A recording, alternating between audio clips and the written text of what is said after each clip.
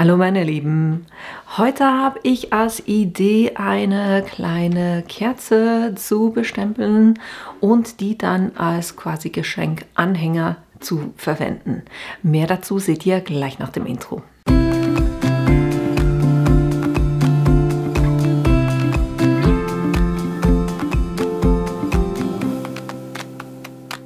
Für das Projekt heute habe ich ganz einfach so kleine Baumkerzen. Na, 40 Stück, da könnt ihr ganz schön was machen mit. Ich habe bedruckbares Tattoo-Papier, um die Kerzen zu beschmücken. Ich werde den Printmaker verwenden, weil ihr könnt ja eben das Tattoo-Papier nicht nur verwenden, um da eine ganze Seite zu drucken, sondern ihr könnt da wunderbar auch so kleine Stücke dafür verwenden oder davon verwenden. Und genau das werde ich machen für die Kerzen und dann werde ich den Printmaker aber auch verwenden für eine kleine Schlaufe, ein sogenanntes Bellyband, um die Schachtel zu machen, wo die Kerzen reinkommen. Das ist das, was ich heute alles machen will. Jetzt gucken wir uns kurz die Größe der Kerzen an. Ich werde 3 Stück machen und um einfach so die Länge für den Schriftzug zu bestimmen, Maximum 7 cm, würde ich mal sagen, dass ich oben und unten noch so ein bisschen Platz habe. Und als allererstes gehen wir kurz in die App, um das Design zu bestimmen. Jetzt werde ich als allererstes den Canvas anpassen, so dass der eben auch die 7 cm hat, also Maximum. So, dann gehe ich zu den Tools. Dann sage ich hier Punkt, Punkt, Punkt. Aus. Zeit. Punkt, Punkt, Punkt. Dann. Und da will ich jetzt eine andere Schriftart. Mal gucken, was mir hier gefällt.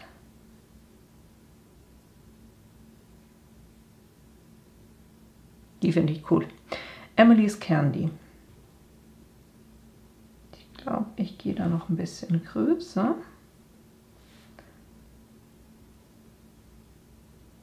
So. Ich würde sagen, das ist schon mal das erste. Jetzt kann ich das Motiv leider nicht spiegeln in der App drinne und deshalb mache ich das ganz einfach so, dass ich hier kurz ein Foto davon mache.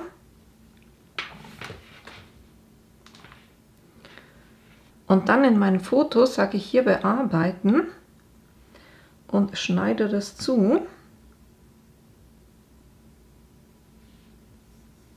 Upsi. So, und dann sage ich hier spiegeln. Sage okay. Und so nehme ich das als Bild dann wieder zum Printmaker rein. Das heißt, das hier lösche ich.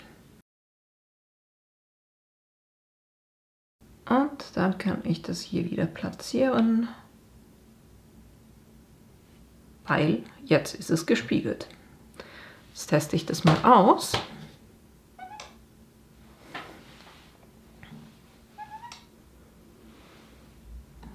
So, dann hat er das. Dann können wir das hier mal testen.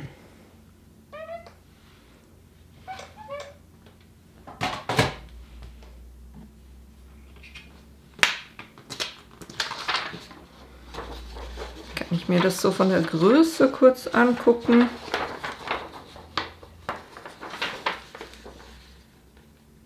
Passt eigentlich. Nehmen wir. Das war das erste. Das heißt, ich nehme hier mein Blatt mit der Tattoo-Folie, lege den Lineal so hin, damit ich möglichst die 0 ganz am Start habe. Sage nochmal Print.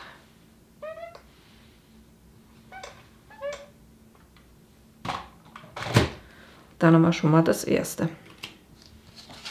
Das kann jetzt auch gleich ein bisschen trocknen. Gehen wir zum nächsten. Jetzt sage ich ein neues Design. Ich habe das andere natürlich gespeichert, damit ich da wieder drauf Zugriff habe. Jetzt machen wir wieder Text und sagen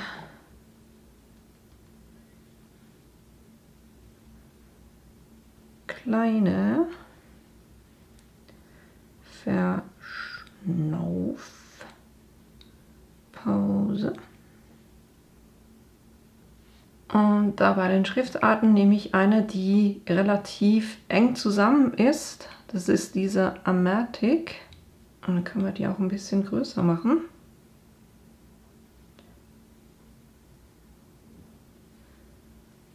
Und dann will ich hier noch was einfügen. Und zwar habe ich in meinen Fotos ein kleines Herz, das verwende ich. Mache das ein bisschen kleiner, packe das an den Anfang. Dann dupliziere ich das, mache Flip von der anderen Seite, damit das... Nee, sieht nicht gut aus. Lassen wir so. So dass ich quasi auf beiden Seiten dieses Herz habe.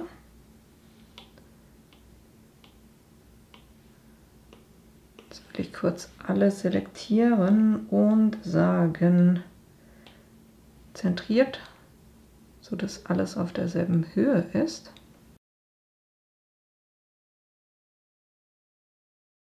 Jetzt mache ich auch hier wieder das Thema mit dem Foto. Und dann bearbeite ich das Foto, dass ich das wieder kleiner habe. Und aber auch wieder gedreht. Und jetzt können wir hier das löschen, das löschen, das löschen und dafür das Bild einfügen.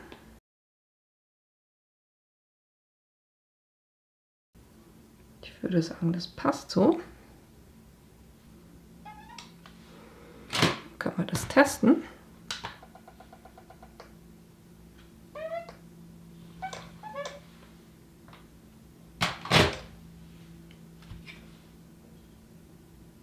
Ist jetzt im Vergleich zum anderen gerade so ein bisschen klein. Machen wir es größer. It's cold outside, but the fire keeps us warm. We can spend the night underneath the mistletoe, and I've gotten you. Passt wunderbar. Dann machen wir noch ein neues. Kehren wir es wieder auf 7.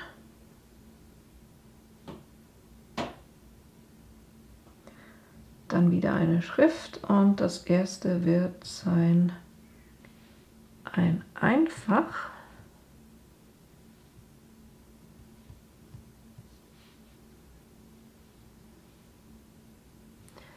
Da will ich so ein bisschen eine geschwungene Schrift. Jetzt will ich das noch ein bisschen anpassen. Und ich sage hier gleich mal, machen wir das E klein. Und dann das Großatmen. Und geben dem noch ein Ausrufezeichen. Sieht doch ganz cool aus.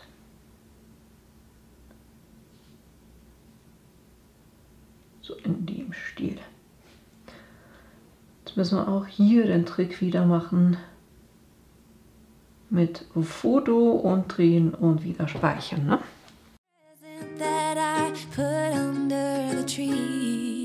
Tomorrow it is Christmas, the first for you and me.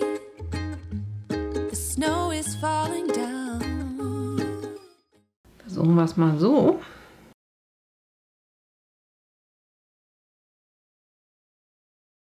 Passt für mich auch von der Größe.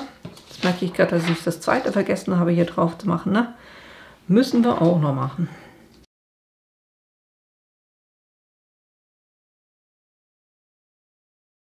Gut, habe ich die Designs gespeichert. Haben wir noch das letzte oder das zweite, was wir eigentlich schon vorbereitet hatten, ne? Die oberen sollten eigentlich trocken sein. Von dem her mache ich mir nicht so Sorgen, wenn ich jetzt da drauf herumrutsche.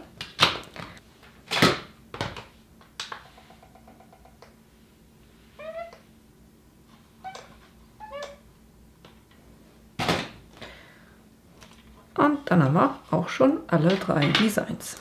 Jetzt lasse ich das auch kurz trocknen, bevor ich dann mit der Tattoo-Folie drauf gehe.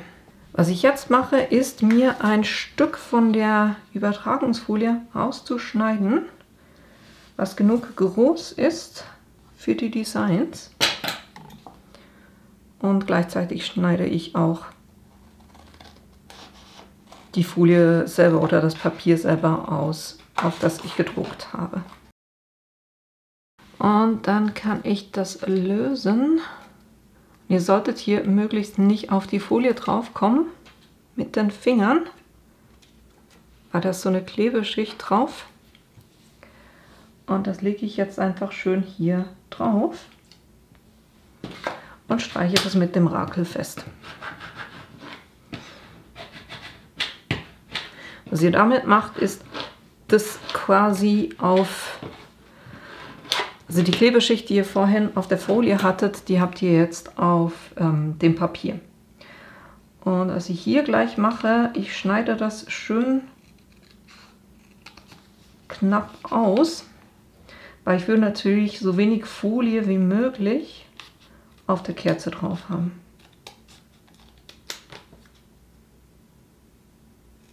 Und jetzt habe ich hier einfach ein bisschen Wasser, einen Schwamm, die 3 Kerzen und die 3 Sprüche. Dann kann ich hier die Folie ablösen. Oder zumindest kann ich es versuchen, ne? So. Jetzt. Jetzt ist die Klebeschicht auf der Folie drauf. Von dem her sollten wir die jetzt nicht mehr groß anfassen. Dann mache ich das hier schön auf die Kerze drauf.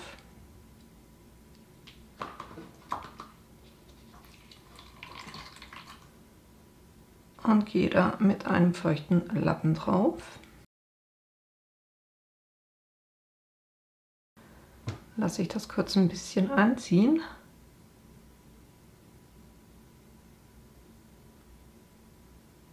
Dann versuche ich das runter zu schieben.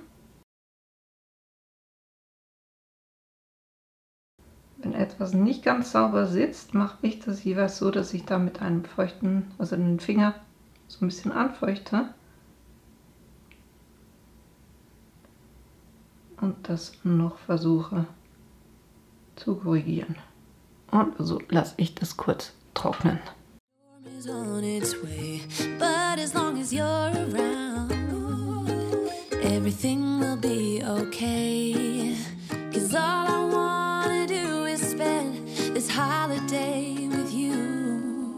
Tomorrow it is Christmas, the first for me and you. I've longed for this moment to have you for myself in a cabin out in nowhere, just us and no one else. I've decorated everything till we're perfect for this week. Tomorrow it is Christmas. Und das Ganze lasse ich jetzt kurz ein bisschen trocknen. So, ich muss zugeben, das hat mich jetzt ein bisschen Nerven gekostet, weil das auf diesen kleinen Kerzen extrem schwierig war, dass da genug Halt war. Hat funktioniert schlussendlich. Eine andere Variante ist, ich habe das euch auch schon gezeigt, mit Seidenpapier, mit einem Föhn, ne, wie ihr das drauf bringt. Aber ich habe es hinbekommen. Jetzt, als nächstes muss ich wissen, wie groß ich die Schachtel machen muss, um die da reinzumachen. Und da gucke ich einfach, wie breit die Schachtel sein muss. Ich würde sagen, das sind 4 cm.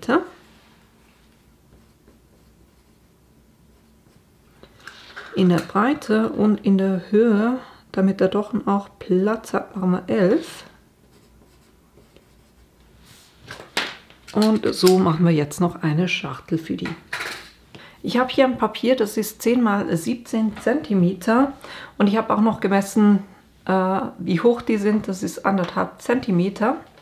Und deshalb falzen wir das jetzt wie folgt. Ich mache hier zuerst 1,5 cm und dann bei 3 cm. Und das auf allen Seiten. For you and me. Another year went by, but the difference this time is. Wenn wir es richtig gemacht hatten, dann müssten die 3 hier drauf Platz haben, in der Fläche, die nicht gefalzt ist. Das sollte passen. Dann kann ich die Falzlinien auch noch nachziehen. Since July, I've been happier than I have ever been. It's safe to say. Und dann schneiden wir hier bei dieser Linie ganz rein bis zum inneren Rechteck. Das auch von der Seite. Und von der Seite.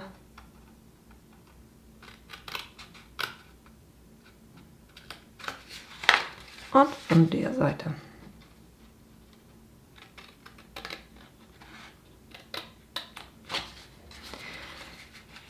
Das hier wird die Klebelasche. Von dem her kann ich das hier zurückkürzen. Und hier oben, also der oberste Teil, hier seht ihr, das ist gerade, das wird so reingelegt alles. Und die äußerste Ecke, die brauchen wir so nicht. Ihr könnt gleichzeitig diese Klebelasche auch ein bisschen anschrägen. My love for you is true. Tomorrow it is Christmas, the first for me and you. I longed for this moment to have you for myself. Und dann können wir die Box auch schon zusammenkleben. Das heißt, ich kümmere mich zuerst um die Klebelaschen. Die lege ich rein, so.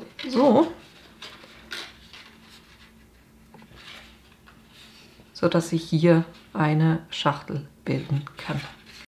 In a cabin out in nowhere, just us and no one else. I've decorated everything till we're perfect for this week. Tomorrow it is Christmas. Und dann könnt ihr diese Teile noch reinklappen, also reinkleben, weil damit verdecken wir, also wir verstecken den Rand damit und das ist ein 220 Gramm Papier. Da verstärken wir eben den Rand damit, plus wir verstecken auch die Klebelaschen innen drin gleich damit. You and me.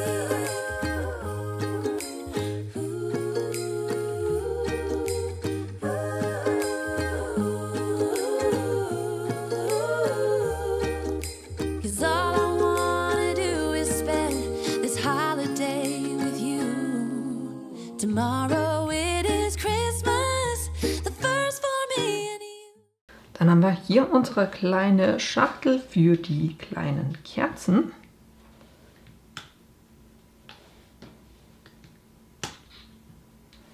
Die haben wunderbar drinnen Platz. Und jetzt will ich hier noch ein Bellyband ringsherum haben. Und da will ich noch was drauf schreiben. Hier mache ich ein neues Projekt. Dann mache ich das hier auf 4 cm, weil das ist die maximale Breite, die ich habe von der Schachtel her. Dann füge ich Text ein und sage hier mal, nimm dir was. Haben wir eine andere Schrift, eine, die so ein bisschen mehr zusammen ist. Mal kleiner, dann dupliziere ich das, ändere das hier,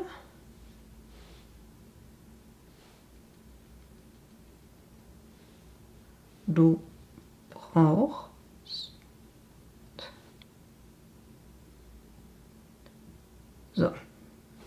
gucken wir mal, wie das aussieht.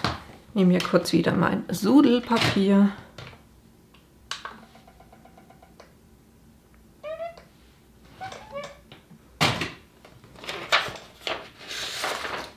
Geht nur darum, dass ich mir kurz angucken kann, wie das aussieht.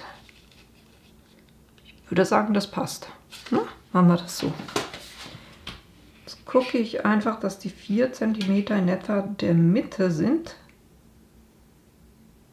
Na, diese 4 cm. Und sag nochmal drucken. So. Und jetzt kann ich das noch zurechtschneiden.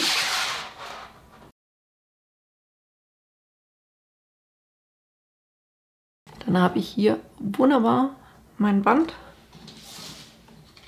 das ich hier ringsherum machen kann. Und jetzt lege ich das einfach mal in die Mitte und knicke das an der Seite so ein bisschen ein. Dann lege ich es auf meinen Tisch und gucke, dass das wirklich schön gerade ist. So, dann kann ich das hier so ein bisschen anlegen auf der einen Seite und auf der anderen Seite runterknicken. Und dann auch hier gucken, dass das wieder schön gerade liegt.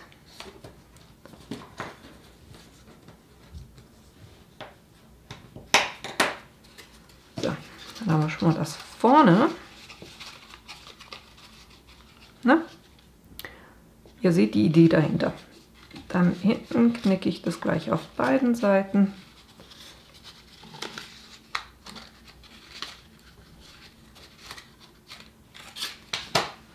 Kann ich das auch noch schön ausrichten. Der Seite auch.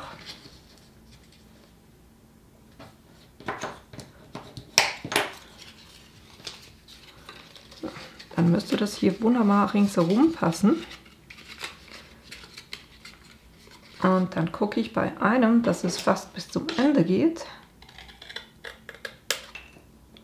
Und beim anderen, dass ich nur eine Überlappung habe. So, in dem Stil.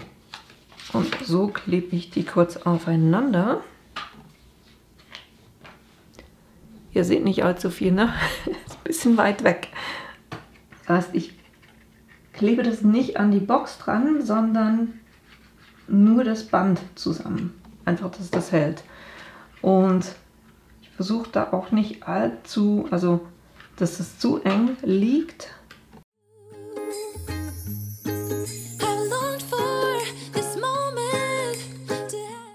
Und so einfach habt ihr mit dem Printmaker ein Band gemacht. Jetzt müssen wir hier die Kerzen wieder drehen, damit es dann auch ein bisschen nach was ausschaut, ne?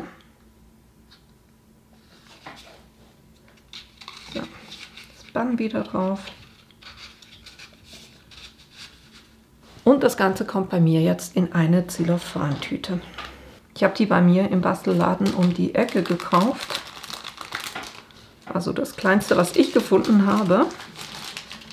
Kann ich das hier reinmachen. Die Naht gerne hinten, nicht vorne, ne? So. Und dann kann man auch hier noch ein schönes Band so machen.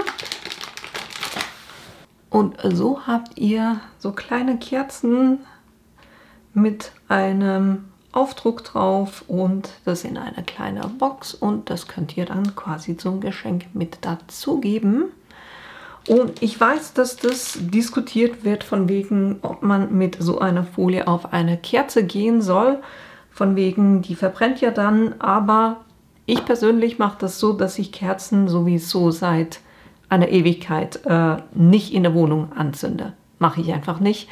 Die brennen bei mir draußen auf der Terrasse oder auf dem Balkon und nicht in der Wohnung drinnen. Von dem her muss das jeder für sich selber wissen, ob er sowas machen will oder nicht. Ich habe es euch einfach gezeigt, wenn ihr es machen wollt, wie ihr das machen könnt.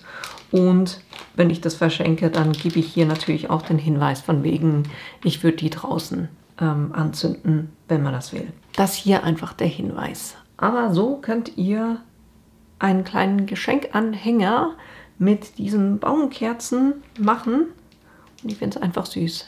Also von dem her, ne? Ich hoffe, euch hat diese Idee gefallen und dass ihr da Lust habt, das selber auch nachzumachen. Und natürlich auch, dass ich euch in einem meiner nächsten Videos wiedersehe. Bis bald! I've decorated everything till we're perfect for this week. Tomorrow